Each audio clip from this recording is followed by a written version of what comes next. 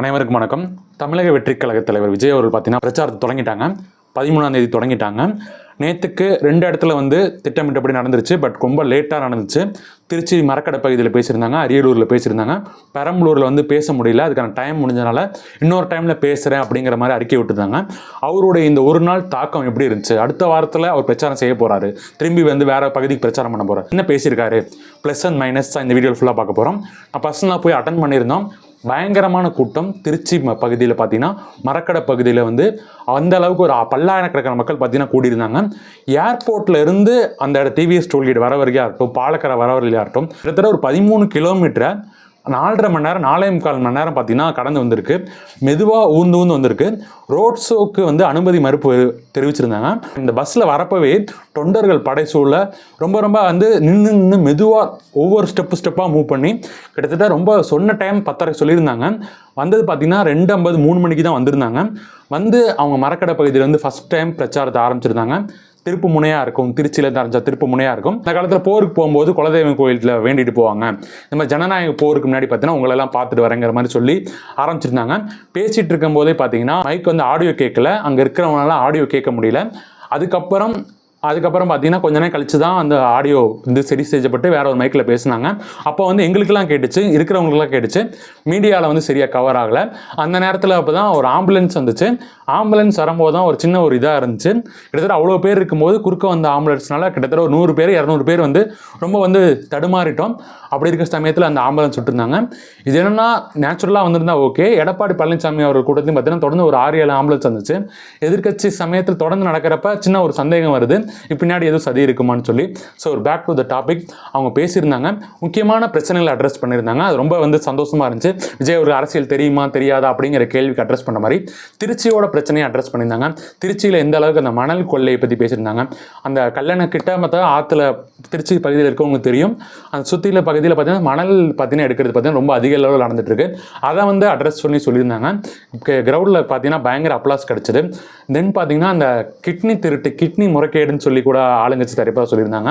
அதை பற்றியும் பேசியிருந்தாங்க. அதுக்கெல்லாம் பார்த்தெல்லாம் பயங்கர அப்ளாஸ் வந்துச்சு. திருச்சியில் 2 அமைச்சர்கள் இருக்காங்க, இருந்தும் போதுமான அளவுக்கு திருச்சி டெவலப் ஆகலை அப்படிங்கிறத சொல்லியிருந்தாங்க. இந்த மாதிரி அந்தந்த பகுதிக்கு ஏற்ப அவங்க பேசுனது ரொம்ப நல்ல ஒரு சைன் மாதிரி இருந்துச்சு. நிறைய பேர் அப்ளாஸ் கொடுத்துருந்தாங்க. இன்னொரு சைடு எப்பயும் போல டிஎம்கே அட்டாக் பண்ணுற மாதிரி 505 வாக்குறுதிகள் எதாவது நிறைவேற்றலை அப்படிங்கிறத ஓப்பனாக லிஸ்ட் அவுட் பண்ணி பார்த்து படித்தாங்க. மின் கட்டணம் மாதம் ஒரு முறைக்கு வரணும்னு சொல்லியிருந்தாகட்டும், டீசல் விலை குறைப்பாக இருக்கட்டும், கல்வி கடன் ரத்தாக இருக்கட்டும், இந்த மாதிரி அடுக்கடுக்கு கேள்விகள் விஜய் அவர்கள் ஸ்பீச்சில் வச்சுருந்தாங்க. இது ரொம்ப பாலிடிக்ஸில் ஒரு நல்ல சைன். எதிர்கட்சியாக அவங்க கடமை சிறப்பாக செய்கிறாங்க. கொடுத்த வாக்குறுதி நிறைவேற்றலை அப்படிங்கிறது மக்கள் மனசில் ஒரு பதிய வைக்கிற மாதிரி தொடர்ச்சியாக சொல்ல வருது. இவங்க சொன்னதுக்கு அவங்க பதிலும் சொல்ல முடியாது. ஏன்னா இன்னும் மின் கட்டணம் பார்த்தீங்கன்னா 2 மாதத்துக்கு ஒரு டைம் தான் இருக்குது, டீசல் விலை குறையல அப்படிங்கிற இடத்துல அவங்க ஃபுல்லாக நிறைவேற்றலை அப்படிங்கிறது உண்மை அம்பலப்படுத்திடும். திருச்சியில் பேசிட்டு போனதுக்கப்புறம் அரியலூரில் பேசினா அதுக்கும் கிட்டத்தட்ட ரொம்ப லேட்டு. 8:45 டைமத்தில் அரியலூர் சென்றடைஞ்சு அங்கே பேசுனது பார்த்தீங்கன்னா மைக் இஷ்யூ, இந்த மைக் இல்லாமல் தெளிவாக பேசியிருப்பாங்க.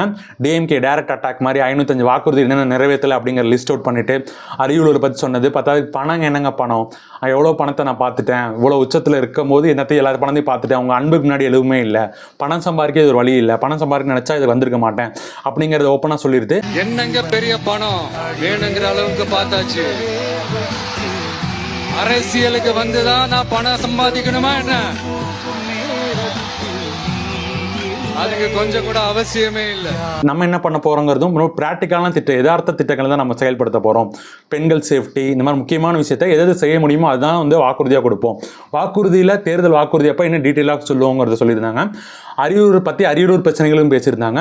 தென் டீலிமிட்டேஷனாக இருக்கட்டும், ஓட்டு திருட்டுன்னு சொல்லி இப்போ பிரச்சனையாச்சு. ராகுல் காந்தி 1 மாதம் முன்னாடி பேசியிருந்தாங்க.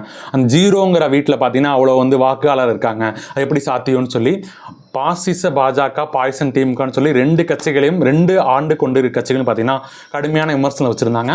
க்ரௌட் மத்தியில் நல்ல அப்ளாஸ் கிடச்சிது. இதெல்லாம் ஒரு பாசிட்டிவான சைன். விஜய் மாதிரி ஒரு நபர் பேசுகிறப்ப இன்னும் நிறையா பேர் மக்களுக்கு போய் ரீச் ஆகும். அதை பண்ணியிருந்தாங்க. இதெல்லாம் பாசிட்டிவ் சைட் சூப்பர். இப்போ நெகட்டிவ் சைடுன்னு சொல்ல முடியாது. இந்த விஷயத்தெல்லாம் அப்கமிங்கில் திருத்திக்கிட்டா, அப்கமிங்கில் மாற்றிக்கிட்டா, இன்னும் கொஞ்சம் பெட்டராக ஆர்கனைஸ் பண்ணியிருந்தா இன்னும் தொண்டர்களும் சரி, ரசிகர்களும் சரி, பொதுமக்களும் சரி, அவங்களும் ஹாப்பியாக இருப்பாங்க. ஏன்னா அவங்களுக்கு ஒரு சின்ன வருத்தம் இருக்கும். அந்த பார்க்குறோம், அந்த பெரம்பலூரில் பார்த்தீங்கன்னா ஒரு பொண்ணு வந்து அழுதுருக்காங்க, வந்து அண்ணனை பார்க்க முடியலன்னு சொல்லி. அவர் ஜஸ்ட்டு வந்து பேச முடியல, ஜஸ்ட்டு ஒரு ஹாய் மட்டும் அந்த மாதிரி காட்டிட்டு போயிட்டாரு. இன்னும் நிறையா விஷயம் என்னென்னா, இப்போ வந்து அவங்க வந்து ரோட் ஷோ வந்து அனுமதி கொடுக்கல. ரோட் ஷோ அனுமதி கொடுத்துருந்தா டக்குன்னு அந்த பஸ் மேலே ஏறின்னு 2 சைடும், இப்போ வந்து பஸ்ஸில் உட்காந்து வரனா ஒரு சைடு மட்டும் தான் பார்க்க முடியும் மக்கள், இன்னொரு சைடு இருக்கவங்க பார்க்க முடியாது. ஏறி வந்துட்டு கொஞ்சம் ஓரளவுக்கு ஸ்பீடாக முன்னாடி 3 வாகனத்தை ஸ்பீடாக போக சொல்லிட்டு இவங்களும் அந்த வாகனத்தில் போயிட்டு எந்த இடத்துல பேசுகிறோமோ அந்த பாயிண்ட்டில் போய் அங்கே போய் பேசுறது. சொன்ன டயத்துக்கு இப்போ 10 மணிக்குன்னு சொன்னாங்கன்னா ஒரு ½ hour வந்து எல்லாருமே லேட் எதிர்பார்க்கலாம், ஒரு பாசிபிலிட்டிஸ் 1 hour வரைக்கும் லேட் பண்ணால் கூட ஓகே, அந்த 11 மணிக்குள்ள 11:30க்குள்ளே வந்திருக்கலாம். அப்படி வந்து அந்த பேசியிருந்தாங்கன்னா அரியலூர்லையும் போயிருக்க முடியும், கரெக்ட் டயத்துக்கு பெரம்பலூர்லையும் பேசியிருக்க முடியும். ஒரு நாளைக்கு 3 கூட்டம் திட்டமிட்டு தான் அந்த 3 கூட்டத்தையும் நடக்கணும். அதுக்கான ஆர்கனைசர்ஸும் அவங்க வந்து இன்னும் கொஞ்சம் அதிகமாக போடணும். போலீஸ் பாதுகாப்பு பார்த்தீங்கன்னா ரொம்ப கம்மியாக இருந்துச்சு. பர்சனலாக நமக்கு என்ன ஃபீல் ஆச்சுன்னா, ஒரு 6-7 மணி நேரம் அப்பயும் நடுவில் வந்து வெயில் ரொம்ப கொஞ்சம் கம்மியாக இருந்துச்சு. அந்த வெயில் கம்மியாக இருந்தனால கொஞ்சம் பரவாயில்ல, பட் இருந்தாலும் நின்றுக்கிட்டு இருந்தோம், தண்ணி கிடைக்கல. ஒரு 2-3 மணி நேரம் பார்த்தீங்கன்னா வெயிலும் அதிகமாகிடுச்சு. ஒரு சில பேர் மயக்கம் போட்டு விழுந்தாங்க, அந்த இதெல்லாம் பார்க்க முடிஞ்சுச்சு. அப்படி இருக்க சரியான திட்டமிடுதல் பண்ணி ப்ராசஸ் வந்து ரொம்ப சிம்பிளாக இந்த டயத்துக்கு வர போகிறாங்க, இங்கே பார்க்க போகிறாங்க, இந்த இடத்துல ரோட் ஷோ வந்து மக்களுக்கு வந்து ஹை மட்டும் காமிக்க போகிறாங்க, கை காட்ட போகிறாங்க, இந்த இடத்துல பேச போகிறாங்க அப்படிங்கிற திட்டமிட்டு அதை நோக்கி ஆர்கனைசரி காவல்துறை அதிகாரம் ரொம்ப கம்மியாக தான் பார்க்க முடிஞ்சு. அந்த அதிகாரிகள் இருந்து பொதுமக்களுக்கும் பெரிய அளவுக்கு இடையூறு இல்லாமல் முடிச்சுட்டு போனோம்னா இன்னும் பயங்கரமாக வந்து விஜய் அவர்களுக்கு ரீச் கிடைக்கும். ஒருத்தவங்க பாட்டி வந்து ஒருத்தவங்க இருந்தாங்க, அவங்க என்னென்னா ஆரம்பிக்கிறதுக்கு முன்னாடி பயங்கரமான ஒரு கூட்டம், சரி பெண்கள் கூட்டம், இவ்வளோ கூட்டம், நான் ஒரு சில கூட்டங்கள் போயிருக்கேன், எல்லா கட்சி கூட்டத்துக்கும் போயிருக்கேன். திமுக தலைவர் எப்படி பேசியிருக்காங்க, எடப்பாடி பழனிசாமி எப்படி பேசியிருக்காங்க, எல்லா கட்சிக்கும் போயிருக்கோம். நரேந்திர மோடி வந்தது கூட நம்ம போட்டிருந்தோம், ஸ்ரீரங்கத்து வந்திருந்தாங்க, இவ்வளோ பேர் வந்து பார்த்துருக்கோம். இவங்களுக்கு அந்த பெண்கள் கூட்டம் வந்து ரொம்ப ஆச்சரியமாக இருந்துச்சு. இவ்வளோ வெயிலில் இவ்வளோ பேர் வருவாங்க நான் எதிர்பார்க்கல. குழந்தைங்கள்லாம் கூட்டிகிட்டு வந்திருந்தாங்க, அவங்க குழந்தைங்கள்லாம் வேணான்னு சொல்லியிருந்தாங்க. குழந்தைங்க கூட்டம் எல்லாருமே எதிர்பார்க்குற ஒரு மாற்றத்துக்கான இது ஒருத்தர் நம்ம ஸ்க்ரீனில் பார்த்துட்டு இருந்த ஒரு நாள் நேரில் பார்க்க போகிறோம். அந்த மாதிரி தன் வீட்டில் ஒருத்தக்க மாதிரி நினச்சி அவங்க பார்க்க வர்றது ரொம்ப சந்தோஷமாக இருந்துச்சு. இந்த பாட்டு என்னென்னா, நான் பேசுகிறது எப்படியாச்சும் விஜய் கேட்கணுப்பா அப்படிங்கிற மாதிரி சொல்லி ஒரு விஷயம் சொல்லியிருப்பாங்க. அதை நீங்களே பாருங்கள். தம்பி வணக்கம். இந்த ஆட்சி வந்து மோசமான ஆட்சிப்பா. இந்த கூட்டத்தெல்லாம் ஒழிச்சு கட்டிட்டு நீ வா தம்பி, தமிழ்நாடு பூரா உன் பக்கம்தான். 3 நாளாக உங்ககிட்ட பேசுகிறேன். இந்த கொலகார கூட்டத்தை ஒழிச்சு கட்டு. என் பேர் அண்ணா காமாட்சிப்பா. முன்ன வச்ச காலம் பின்ன வைக்காத. மாணிக்க விநாயகரை போட்டிருக்க, கோயிலை போட்டிருக்க. எம்ஜிஆர் இருக்காரு அவங்க கூட பக்கம், விஜயகாந்த் இருக்காரு, அறிஞர் அண்ணா இருக்காரு, தாய்மார்கள் இருக்கான் உனக்கு. ஸோ இதை நிறையா பேர் ஷேர் பண்ணுங்கள், நிறையா பேர் இப்போ பார்க்கணும், விஜய் அவர்கள் பார்க்கணுங்க மாதிரி சொல்லியிருந்தாங்க. ஸோ நிறையா பேர் இந்த மாதிரி எந்த ஒரு கலப்படமின்றி அவர் மேலே அன்பு வச்சுருக்காங்க. பதிலுக்கு அவரும் வந்து நானும் அதுக்காக தான் விட்டுட்டு வந்திருக்கேங்கிற மாதிரி சொல்லியிருக்காங்க.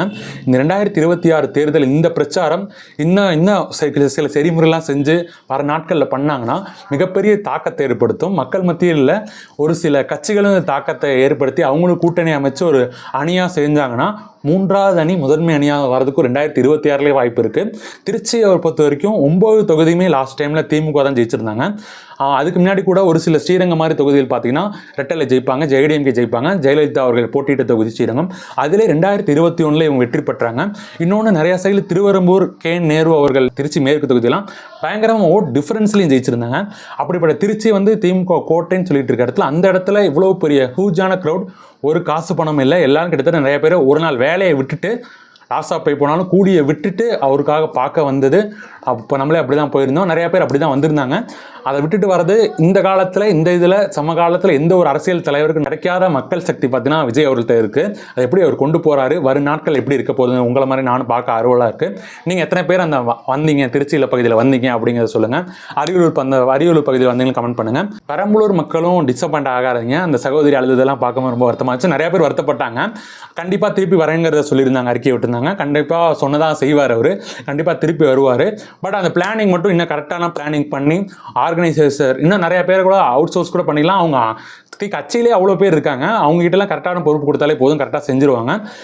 இன்னும் முக்கியமான விஷயம் என்னென்னா, இன்னமும் ஒரு சில பேர் வந்து இதில் ஏறுறது, மரத்து மேலே ஏறுறது, அந்த ஒயர் மேலே ஏறுறது, ரொம்ப மாடியில் ஏறுறது, ஆபத்தான முறையில் பயணம் செய்கிறது, இந்த மாதிரி ஒரு சில நபர்கள் இன்னும் பண்ணிகிட்ருக்கீங்க. உங்கள் ஆர்வத்தை கொஞ்சம் குறைச்சிக்கோங்க. அது வந்து அவருக்கும் ஒரு கெட்ட பேராக போகும். ஸோ நம்மளும் ஒரு இதாக ஒரு பொதுமக்களே பார்த்தீங்கன்னா அவங்களுக்கு ரசிக உரிமை மாதிரி இருக்கும்ல, ரொம்ப வந்து நீங்கள் போய் மரத்து மேலே ஏறீங்க, ஃப்ளெக்ஸை கிளிக்கிறீங்க, நீங்களே கிளிக்கிறப்ப அவங்களுக்கு வந்து என்னடா இப்படி பண்ணுறாங்க அப்படிங்கிற மாதிரி சென்ஸ் கொடுக்காம இவங்க ஒரு மெச்சூராக நடந்துக்கக்கூடிய ஒரு கூட்டம் அப்படிங்கிற மாதிரி காமிக்கணும். ஒரு சில பாயிண்ட்ஸ் நான் மிஸ் பண்ணியிருக்கலாம். இந்த விஷயத்தை வந்து விஜய் சரி செஞ்சுக்கிட்டா நல்லா இருக்கும்னு நீங்கள் நினைக்கிறத உங்களோட ஒப்பீனியன் கமெண்ட் லீவ் பண்ணுங்கள். தேங்க்யூ ஃபார் வாட்சிங்.